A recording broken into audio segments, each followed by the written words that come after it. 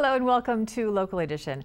I'm Leslie Leyton. A civic openness in negotiations as far as labor negotiations. Costa Mesa was one of the first to adopt it. Now the County of Orange is considering it, other local cities as well. Jim Righeimer, often outspoken about this issue, has met a lot of resistance along the way. Here now to talk about it. Yeah, I mean, basically what we had is in our city, in all cities out there, when you do negotiations with your employee group, which is like 75% of your budget, it's all done in secret.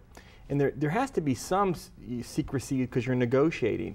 But the Mayor Pro Tem Mensinger came up with an ordinance, took months and months of time to do it with staff, came up with an ordinance that says, when you're negotiating, the first thing you want to do is find out how much the previous contract cost you. And so that's done by a third party, and in our city, it's put up on the website, what does that contract cost us for the police or the fire or for the general employees. The next step is that when you make an offer or they make an offer to the other side, once the other side's rejected it or countered it, we make it public. So everybody knows, including the public, what we're talking about. Fullerton was a perfect example a few years back where they talked about their contract and literally approved it on a Thursday night, went to vote on a Tuesday, and they were given a massive pension increase. The public wasn't even aware of it. And so that made people start to say, wait a second, you're not just talking about a couple of benefits here, you're talking about major dollars, which the public is not aware of. What this ordinance does is not only says how much is it going to cost, that once you come to an agreement, the city and the association, it has to go in front of the public and has to go through 2 city councils meetings before you can vote on it. So people really know what's going on. They absolutely know, and it's a major part of the budget. Now, you remember with a lot of resistance when you first came up with this. Why was that? Well, I think first off, it's the way it's always been done.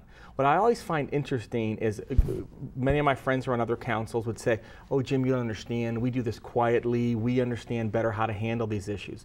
The reality of it is you know, we're really not professionals in negotiation. One of the things this requires us to do is have a third-party negotiator. Mm-hmm. People would be shocked to know that city staff, who is going to get the benefit of the contract, were on our side of the table negotiating. We say absolutely not. You have to have an outside person do that negotiation so that there's no issue there. And so when you talk to other city councils saying, well, yeah, I'm a good negotiator, and maybe you are, we don't know what the next city council is going to be. So you have the professionals in there to do it. And I think some elected officials thought you were taking some power away from them. The reality of it is we're kind of helping them out because we're letting the public know what's going on in the back room. More eyeballs on it. Exactly. Some people thought it might bog down the system. Have you experienced that at all? There is no doubt in the beginning there were some hiccups because we had to get some documentation done. We had to get it scored. The public had to know what the previous contract cost, and that takes a certain amount of time. So there was no doubt that was some issues. And it probably needs to be streamlined a little bit.